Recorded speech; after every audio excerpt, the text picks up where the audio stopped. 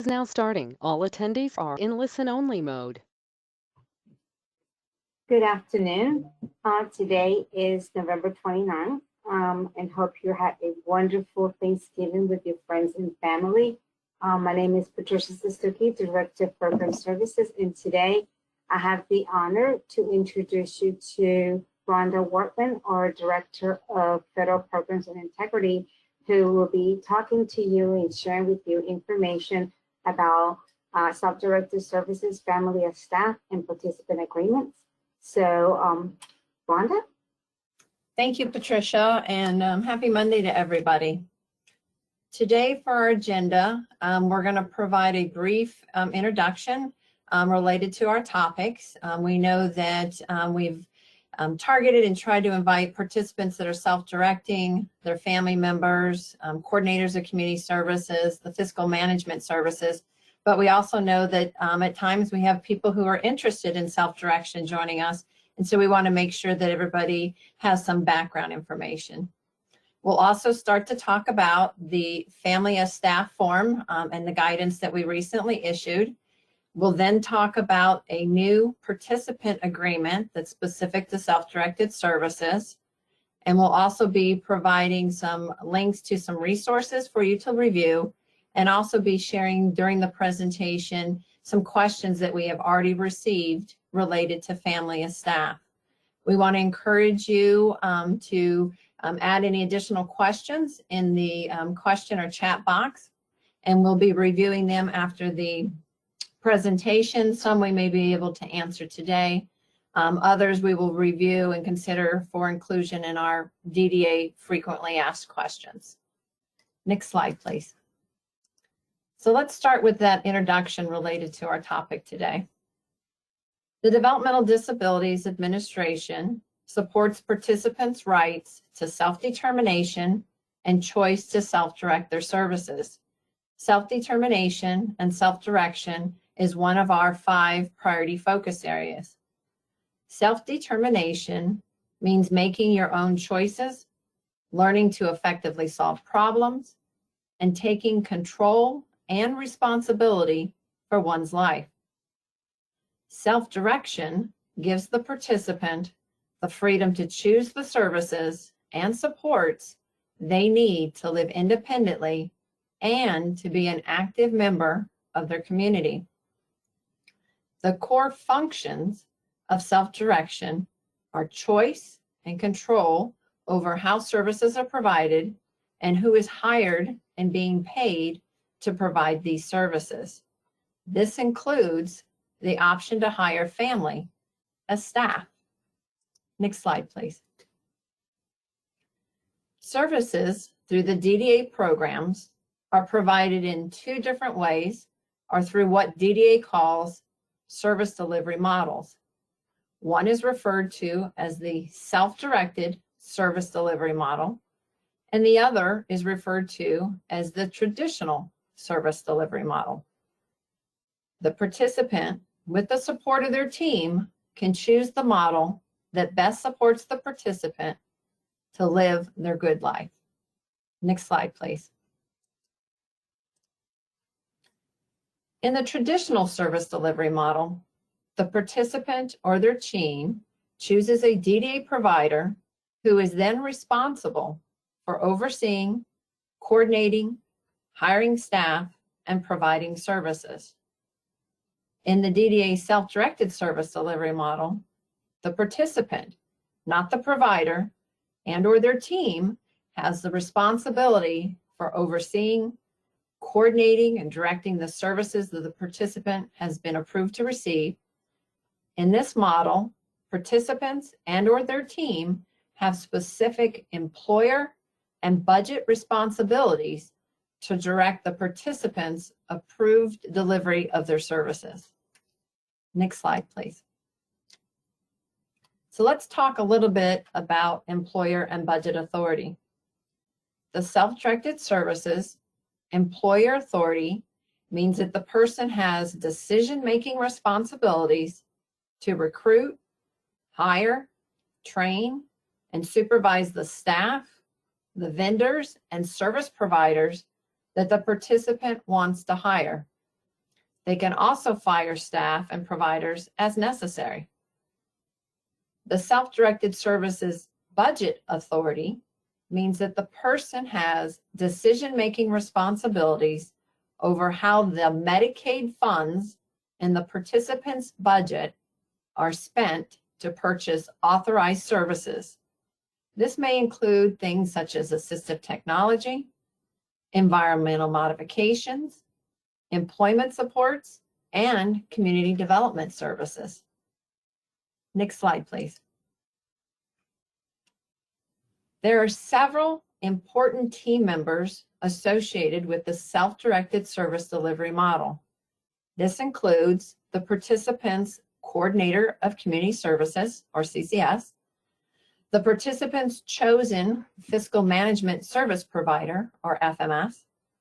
It also includes employees and staff, vendors, or contractors selected and hired by the participant, and other team members selected by the participant, such as family and/or friends. The participant may also have a support broker, which is an optional service provided only to people who self-direct. Next slide, please. It is important to remember that the participant is always at the center of planning a vision of their personally defined good life. There are many roles and responsibilities for directing services that are specific to participants and their selected support team.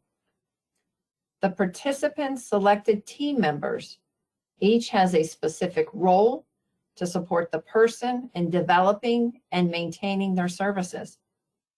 For example, the coordinator of community services is responsible for facilitating the person-centered plan, and the fiscal management service provider is responsible for establishing the person as the employer under the IRS and with responsibility for withholding applicable taxes for staff payroll.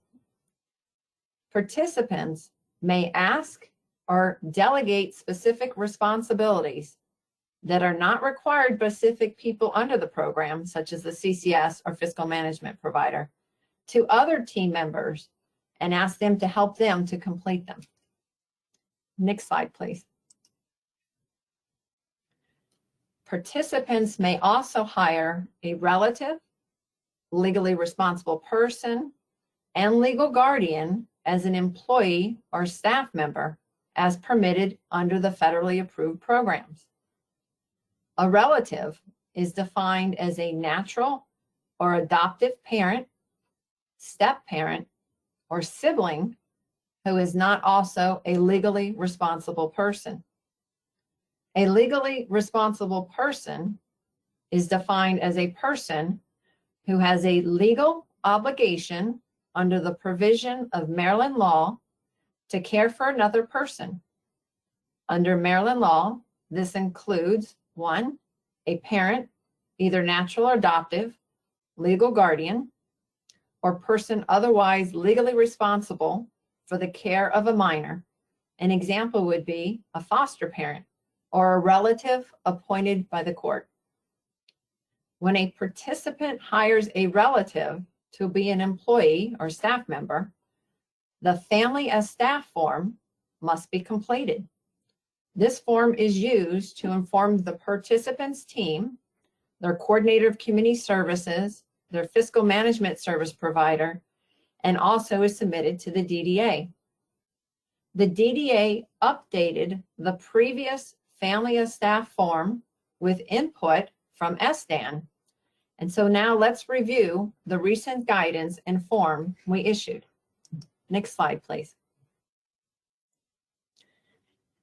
So for the family as staff, as permitted under the federally approved DDA operated Medicaid waiver programs, participants self-directing services can hire a relative for the following services: community development services, employment services, specifically the ongoing job supports and follow-along supports only, nursing support services, personal support services, respite care services, support broker services, supported living, and transportation.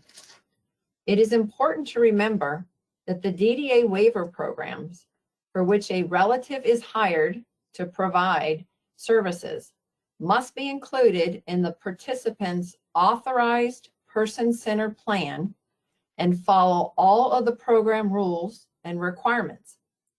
This includes the request must be reviewed and approved by the DDA prior to services starting, unless otherwise noted in our guidance, that all relatives that are hired as staff must meet the minimum requirements to provide the DDA waiver service they are hired to perform. Depending on the waiver service, this may include background checks and CPR and first aid certifications. Other training needs may be required based on the participant's preferences and needs. It is also important to review service exceptions and limitations as noted under the federally approved programs. Some examples noted in the guidance that we shared include a relative that provides personal support services may not be paid more than 40 hours per week unless authorized by the DDA. A relative who is paid for support broker services cannot work more than 40 hours per week and serve as a designated representative or manage the participant's self-directed services or provide any other waiver services. Under the DDA Emergency Appendix K, COVID-19 Public Health Emergency Authority, participants are able to hire relatives and legal responsible individuals to deliver additional services until December 31st of 2021. We will share additional information related to the Appendix K flexibilities hiring relatives in some of the upcoming slides. Next slide, please. The Family as Staff form, when to use. The Family as Staff form must be completed by the participant self-directing or another team member of their team. The participant, and this is completed when the participant is hiring a relative to provide an approved DDA eligible self-directed waiver service, which we noted on the previous slide. The participant is submitting an annual person-centered plan and a relative was chosen to provide a service. And the participant wants to continue to use a relative hired during the Appendix K Public Health Emergency to provide an eligible service, as we noted on the previous slide. The DDA Self-Directed Service Family of Staff form must be submitted to the participant's Coordinator of Community Services. Next slide, please. The DDA Self-Directed Service Staff form, as noted in our guidance, is required when hiring a relative, and again, must be submitted with all initial person-centered plans, with all revised plans, and annual person-centered plans, so that we can have it noted if their staff relatives are being used. Next slide, please. So let's start to talk about the form. So the Family of Staff form is available on the DDA website. A link here is noted on the slide as a reference for you. To prevent any delay in processing and hiring relatives, it is important that the form be completed as per the guidance.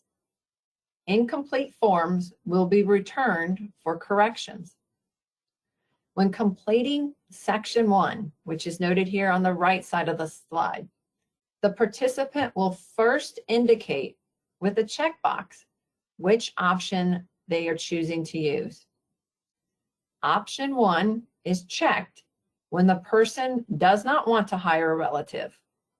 If this option is selected, then they only need to check the box, sign the form, and submit to the CCS. Option 2 is checked when the person wants to hire a relative to be their support broker. If this option is selected, they need to complete the entire form. Option 3 is checked when the person wants to hire a relative or relatives to be their direct support staff or employee. If this option is selected, they need to complete the entire form. Next slide, please. When a relative will be hired as a support broker or direct support staff, Section 2 must be completed. For each relative hired to provide a service, the following is needed. The name of the relative is noted in the first column. The relationship of the relative to the participant is noted in the second column. Remember, a relative is defined as a natural or adoptive parent, step parent, or sibling. This is what needs to be noted in this column. The specific job the relative is being hired for is noted in the third column. The form includes some examples such as CDS staff, personal support staff, and job coach that could be noted. The rate of pay the participant is hiring the relative at is noted on the fourth column. For additional information about reasonable and customary wages, please refer to the DDA guidance on the Self-Directed Services resource page. The total number of hours per week the relative is hired is noted in the last column. Remember, some services have specific exceptions and limitations which must be approved by the DDA. The form also specifically lists the services that a relative can provide under the federally approved waiver programs. As we shared on the previous slides, these services include personal support, respite care, ongoing job supports, support brokers, community development services, nursing support services, supported living, and transportation. No other waiver services should be listed on this form. Please note that one of the FMS has reported to us that they have received some forms indicating services that family as staff are not authorized to provide outside the Appendix K flexibility, or not listed that the family will be providing, meaning they're submitting the form with blank data fields. It's important that the form be completed entirely so that it doesn't need to be returned and delay any processing. Next slide, please. As noted earlier, the participant is always at the center of planning a vision for their personally defined good life. The form includes text box to share information as to why hiring relatives are in the participant's best interest, how hiring a relative will help the participant be more integrated in their community, how hiring a relative will increase the participant's independence, how hiring a relative will expand the participant's circle of support or natural supports, and any other special circumstances, such as location of home, time of day supports are needed to support hiring a relative as staff. Next slide, please. The form also includes assurances that need to be carefully reviewed and attested to with a check. This includes the hiring relatives of staff is the choice of the participant and supported by their team, that there is a plan to help the participant when the relative is no longer available, that relatives are hired due to the lack of qualified staff to meet needs at this time. The relative will provide no more than 40 hours per week unless authorized by the DDA. The relative has unique abilities to meet the participant's needs. The relative will help increase the participant's independence and community participation, integration, and belonging. That there is a participant agreement that identifies people beyond family members who will support the participant in making their own decisions, and that the relative agrees to implement the person-centered plan and provide services as required by the federal, state rules, laws, and regulations. Please note that one of the FMS has reported to the DDA that forms are being submitted with the checkbox unmarked. These are the waiver program assurances that must be reviewed and attested before signing the form.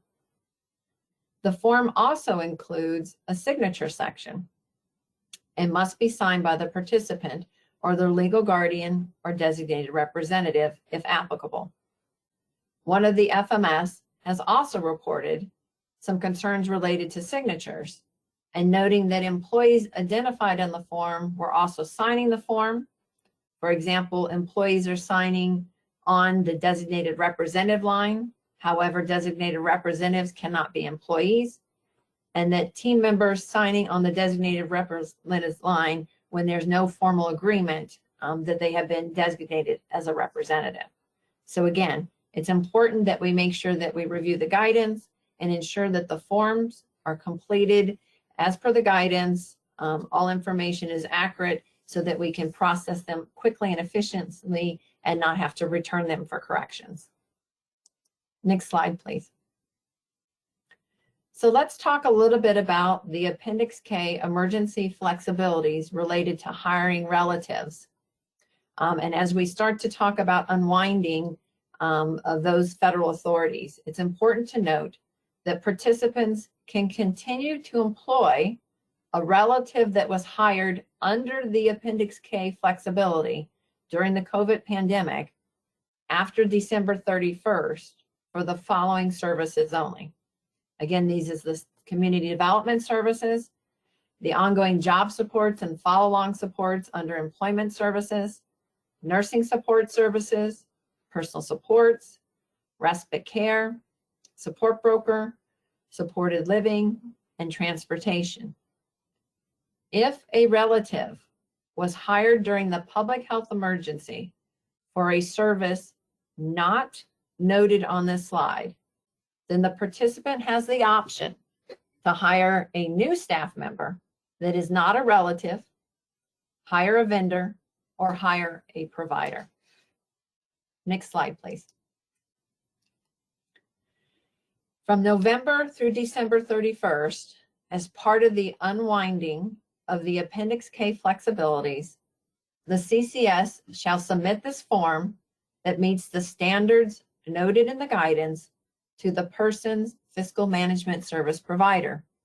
They must also upload the form in the client attachments in LTSS Maryland. Effective January 1st, this form is to be completed as part of the LTSS person-centered plan for all initial, revised, and annual PCPs, as we shared on previous slides. To streamline the unwinding of the Appendix K flexibility, the following processes will be used. The participant or a member of their team completes the DDA, Self-Directed Services Family of Staff form. The form must be sent to the participant's coordinator of community services. The coordinator of community services will confirm with the participant their choice to hire the relative and ensure the form is complete as per noted in the guidance. Remember, this includes ensuring that jobs are identified and not left blank, and also that all attestation check marks are reviewed, confirmed, and checked as the FMS is reporting receiving incomplete forms. The CCS then uploads the completed form to the LTSS module in the client attachments.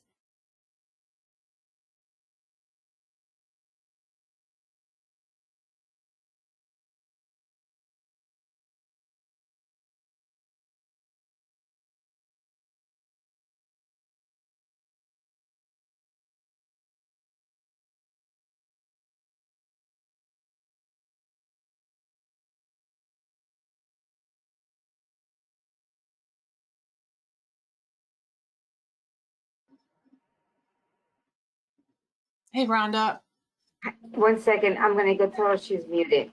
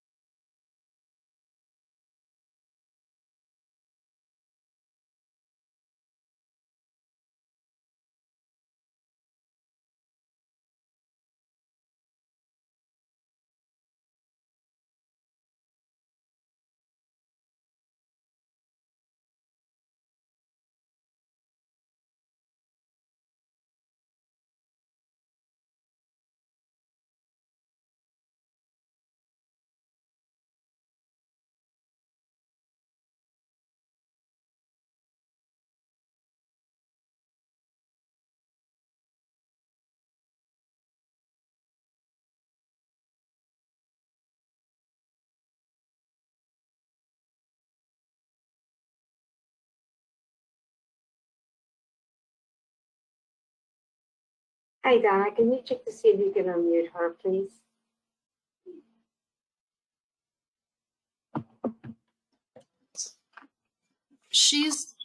Her mic looks open to me. So Okay, let me, I'm gonna tell her to come here. Okay, you guys, can you please hold for a few minutes for technical difficulties? We'll be right back.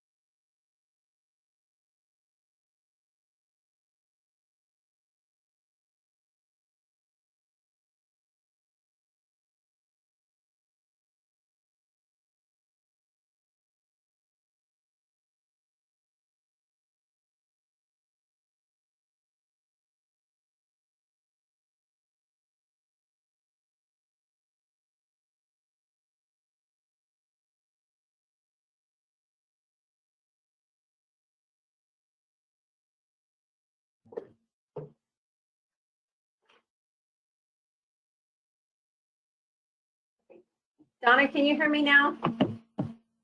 yes, Okay, great. Sorry about that. I don't know what happened. But we're gonna start with slide 20 and review that one. So we were talking about the Appendix K flexibilities, and we started to talk about the unwinding.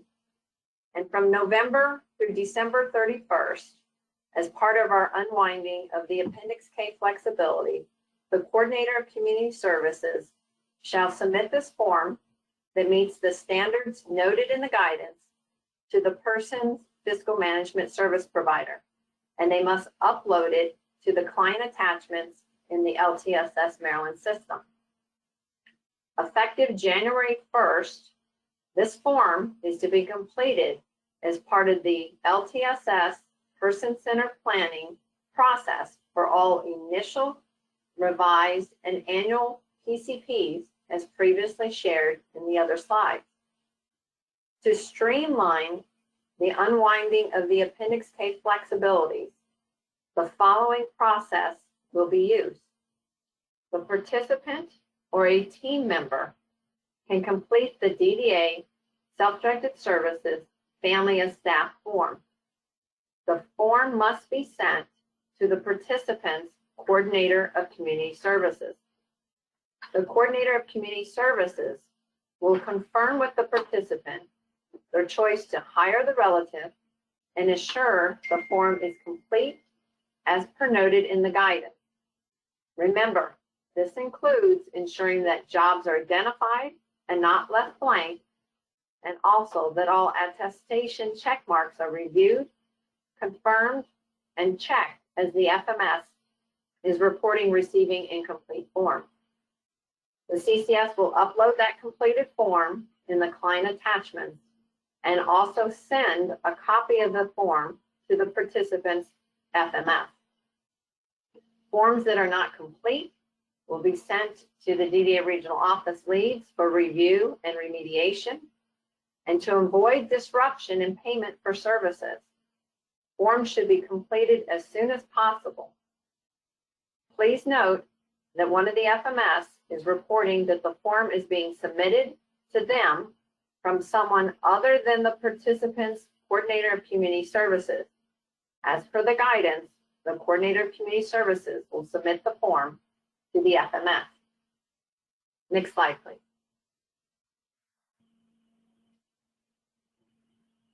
So let's talk about some questions that we have received related to the Family and Staff form. First question is, can a relative act as a support broker while another relative acts as a direct staff? The answer to this question is no. Per the waiver program, when a legally responsible person, legal guardian, or relative is the support broker or a designated representative who exercise decision-making authority for the participant, then the other legal guardian and relatives are not allowed to provide services. You can refer to the Community Pathways Waiver, Appendix C, as a reference. If a participant has relatives working as staff and they choose to have a support broker, that support broker must be a neutral third party, or in other words, a non-relative. Next slide, please. Can a person get special authorization to allow for a relative to serve as a support broker when another relative is paid staff? The answer is no. Can a participant still employ legal guardians? Yes, legal guardians can provide the following services: community development services, personal supports, and nursing support services. Next slide, please. On the family of staff form, it states, when relatives work as staff, a neutral third-party support broker is required. Does this mean that anyone that hires a relative as staff has to also hire a support broker, and that support brokers must be a neutral third party? Does this mean a support broker is then mandatory?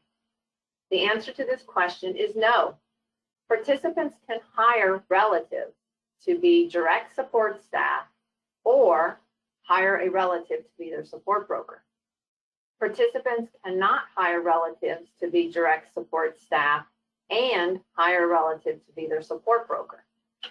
If a participant has relatives working as staff and they choose to have a support broker, then the support broker must be a neutral third party, non-relative. Participants who hire relatives are not obligated to have support brokers. The support broker service is an optional service. Next slide, please. So now we're going to start to talk about the Self-Directed Services Participant Agreement. Next slide, please. Meeting the responsibilities of self-directed service model can be challenging. To address these challenges, the DDA is happy to share a new opportunity for participant self-directing services to delegate some of their employer and budget authority responsibilities to team members. This means the participant can choose to appoint or designate different team members, acting as their agent to complete specific tasks as noted under the appointment of specific tasks on the form. The DDA Self-Directed Services Participant Agreement documents both the participant's request for assistance in self-directing their services and the team member's agreement to assist and support with a specific work or task described in the agreement. Next slide, please. The DDA Participant Agreement includes some general information about what participants and their teams need to know when choosing the self-directed service delivery model, such as the participant and team members must agree and understand to follow the rules, the laws, regulations, and requirements of the waiver program and the self-directed service delivery model. They must commit and honor the participants' rights and provide services as written in the person-centered plan and approved by the DDA. Team members can be added at any time. If a participant chooses a person or people to act on their behalf, they become part of that participant's person-centered team. Participants can also add people who are not going to assist them with employer and budget responsibilities, but they want to be involved in the planning of their lives and the services needed to support them. Next slide, please. The agreement begins and lasts or is in use for 12 months or up to 1 calendar year from the date of the last signature by the participant and all team members named in the document. The agreement may be ended or terminated at any time by the participant along with their team. The participant or their team must provide written notice, such as a letter or email, to the participant CCS and team member. Next slide, please.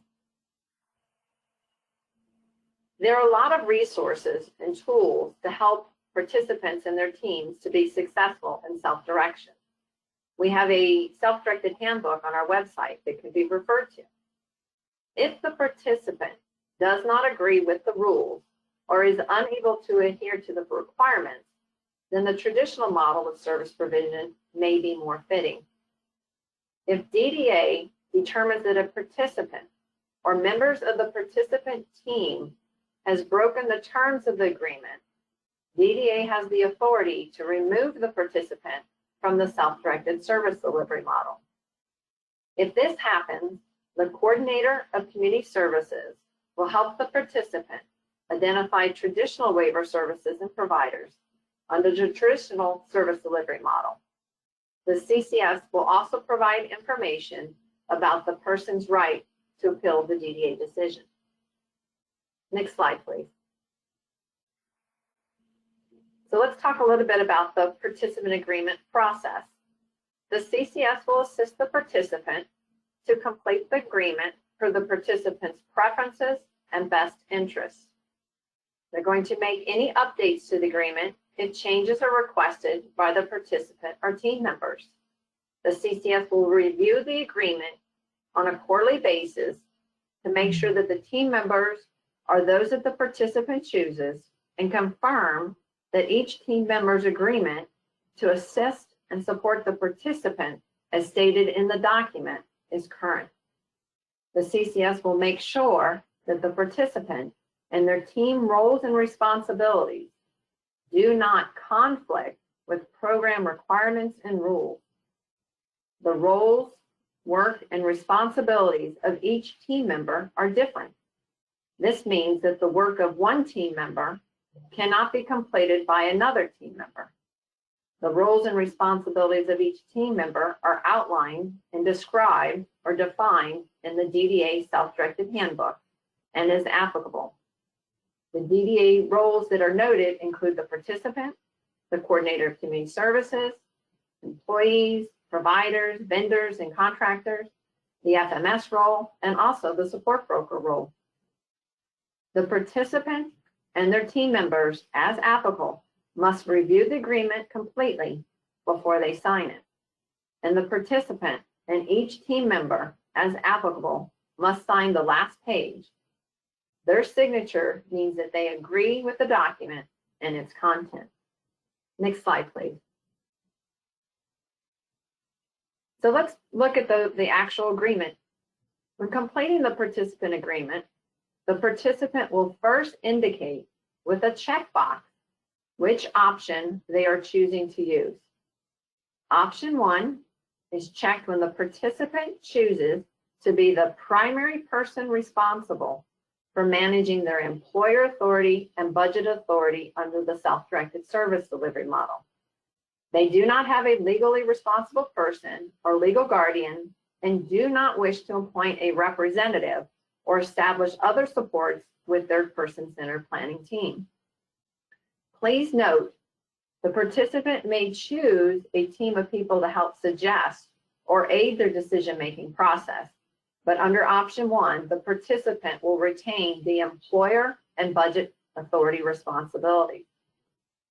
Option 2 is checked when the participant has a legally responsible person or legal guardian who will serve as their representative for employer and budget authority responsibilities. Option 3 is checked when the participant chooses to appoint a designated representative who will act as their agent and be responsible for the items in the agreement. Please note that this representative is an unpaid position and they are prohibited from working for the participant in any other capacity. As noted, that if chosen representative is the participant's parent or sibling, no other parent or sibling can work as paid staff per the rules outlined in the DDA federally approved program. Option 4 is checked when the participant chooses to appoint specific team members, including paid and unpaid team members, to assist them with specific tasks related to their roles and responsibilities under self-direction.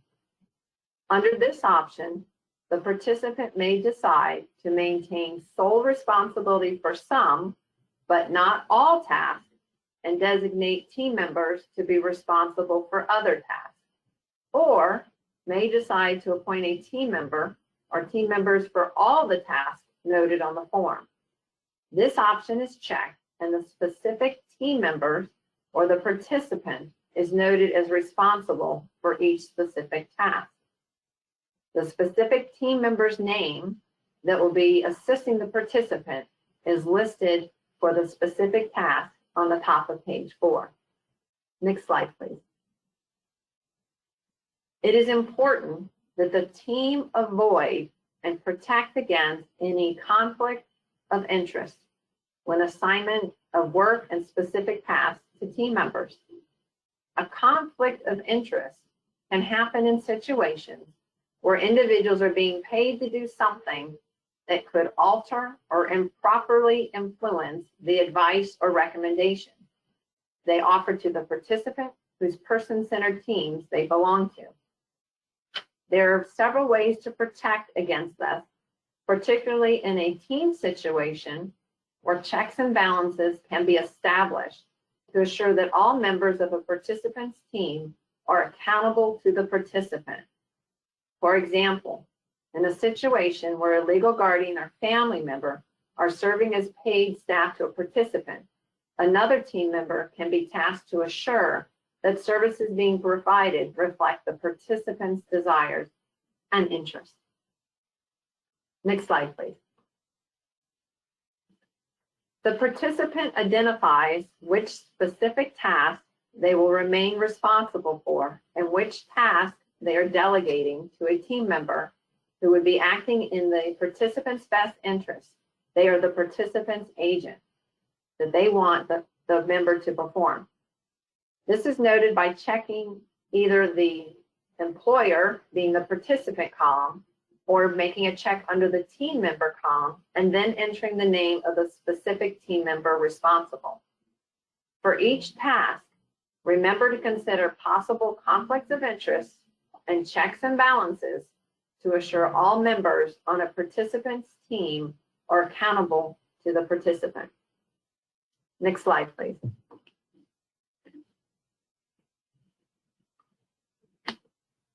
The participant and each team member, as applicable, associated with this agreement, acknowledges that they have received and read the document and agree with its content by signing the agreement. They also agree to provide the services and supports as outlined in the agreement in accordance with the program rules, laws, regulations, and requirements of the federal program under the self-directed service delivery model.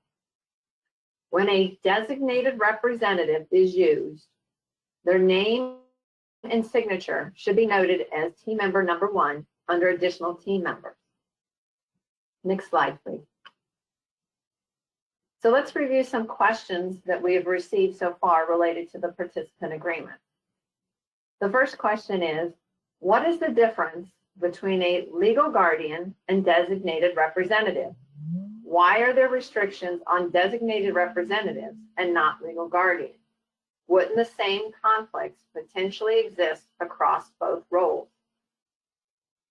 So our answer is that legal guardian means either 1, a natural or adopted parent of an applicant or participant under the age of 18, or a person who has been appointed as guardian of the person or property of an applicant or participant by an order of a court of competent jurisdiction. The designated representative means an individual who acts on behalf of the participant in managing the participant's services under the self-directed service delivery. In both of these situations, there are potentials for conflict. Therefore, again, it is important for the team to discuss, to identify, avoid, and protect against any and all conflict of interest when assignment work and specific tasks to team members. Checks and balances can be established to assure all members of a participant's team are accountable to the participant. Next slide, please.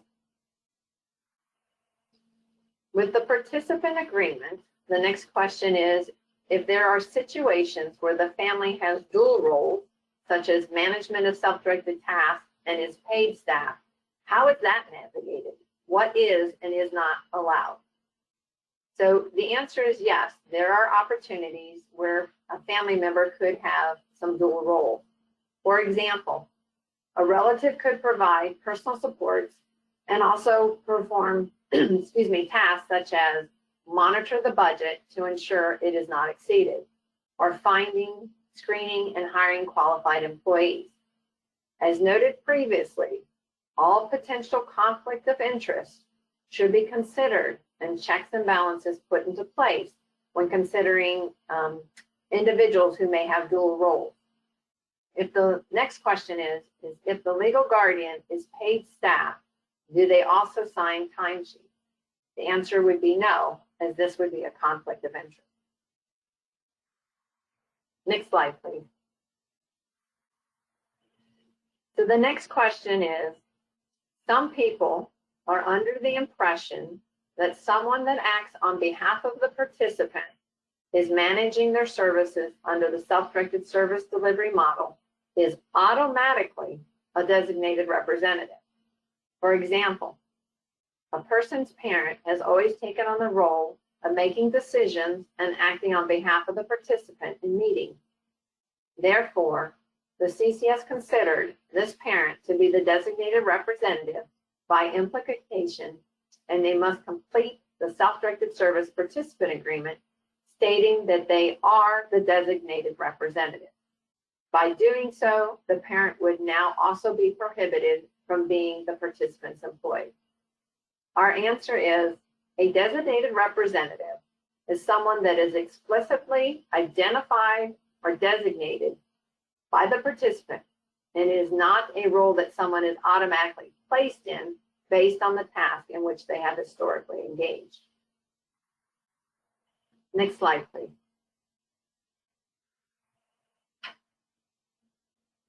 The self-directed participant agreement states that when a parent or sibling is designated representative, the participant cannot have any other parent or sibling work as paid staff.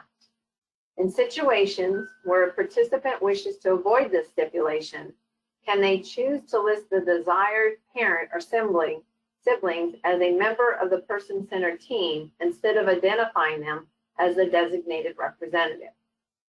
Our response is the self-directed participant agreement should be truthfully and accurately completed. If a participant chooses to have a designated representative, it should be reflected on the agreement. However, a designated representative is not required, and someone is able to choose person-centered plan team members to assist them with completing specific tasks, as noted in the self-directed services participant agreement. Next slide, please.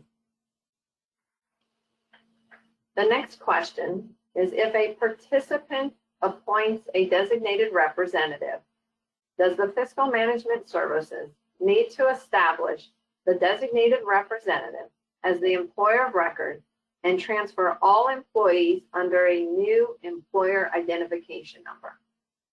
Our answer is no. The designated representative, acting as an agent on behalf of the participant, does not need to have an employer identification number established unless specifically requested by the participant and agreed by the designated representative. The participant can appoint or designate a specific representative or different team members acting as their agent to complete specific tasks as noted under the appointment of specific tasks. All the tasks would be conducted under the participant's employer identification number, as an employer identification number would not be established for each team member. Next slide, please. The next question is, there is no signature line on the self-directed services participant agreement for the designated representative. Are they prohibited from signing? Our response is when a designated representative is used, their name and signature should be noted as team member number 1 under additional team members. Next slide, please. If the participant agreement needs to be updated during the person-centered plan year, how is that submitted to the regional office? The participant agreement should be uploaded to the client attachments and an email sent to the regional office, self-directed leads as follows. The subject line should include the person's LTSS ID number with a hyphen participant agreement update. And in the message of the email, it should note the participant agreement has been updated to reflect and then bullet what the changes are. Next slide, please. So we've included some links to some of the DDA resources and tools to provide some additional information. The first link will go to the dedicated DDA self-directed services, guidance forms, and webinars. On that page, you'll be able to access the family of staff form, the guidance, and the participant agreement. Next slide, please. So, Rhonda, now we have some time for some questions, and there's lots of questions in the chat box, and a lot of them have to do with who gets paid, who needs to get their understanding. And so, one of the questions is, if a relative is paid staff, can they also sign up for the role, or if a relative is paid staff, can they also sign up for a role on the part agreement? Yeah, so as we've shared in our one of our slides as an example, you want to really consider each person's roles and responsibilities and to ensure that you consider conflict of interest. You want to look at some checks and balances. So if a parent, let's say, of an adult participant is staff member, but they are also going to be the one that is being selected to help with hiring staff or interviewing, then that could be an option that can be considered. Great, thank you. If a participant does not have a representative, they choose to have a team. Is there a certain number of people that should be on that team? And just to clarify, those team members can be paid employees of the participant? So that's a really good question. There is really no set number. It's really the participant's preference in terms of who they want to select as their team. Remember, the participant should always be the center and the control of those decision-making decisions. And there are situations in consideration of checks and balances and potential conflict of interest where a team member could have dual roles. Thank you. Is the 40-hour cap on hours for a relative per relative? So, for example, if you have 60 hours a week of person support services, then could you have multiple family members work those hours? So that's a great question. The 40-hour cap would be per relative. So it would not be split among multiple relatives. Is the participant form going to be required for all self-direction participants? The participant agreement, yes, is going to be needed for all people self-directing because they are indicating through those options whether they are going to be solely responsible for their employer and budget responsibilities, or if they want to choose a team member, or if they have a legally responsible guardian that is responsible. So those four options, one of them should be chosen and submitted. Thank you, Rhonda. Which option would the participant choose if they're hiring a support broker complete those steps that are listed on the participant's agreement? So the support broker has specific responsibilities and functions related to their role as outlined in the waiver program. So again, you will need to, the team will need to review each of those options to ensure no conflict of interest and ensure checks and balances are in place. Okay, here's another one. If an individual is not able to make service decisions by themselves and currently the parent is paid staff, would they either need to designate a non-relative as a designated representative or not be able to have their parent as staff? Again, each situation, each person's life is different and unique. And so teams need to come together and review the various options, consider potential conflict of interest, establish some checks and balances to ensure that the voice and the rights of the participant are the focus, and you'll need to work through each individual situation. Can the CCS add it to the participant agreement as a team member and be responsible for tasks? No, a CCS cannot be part of the team members responsible for employer and budget authority tasks because DDA's case management system is conflict-free, and we want to ensure that their roles are very specific to coordination and community services. Is DDA requesting that the family of staff form be completed now and sent to the FMS and upload in the client attachment, or does that only need to be done when completing the person's center plans?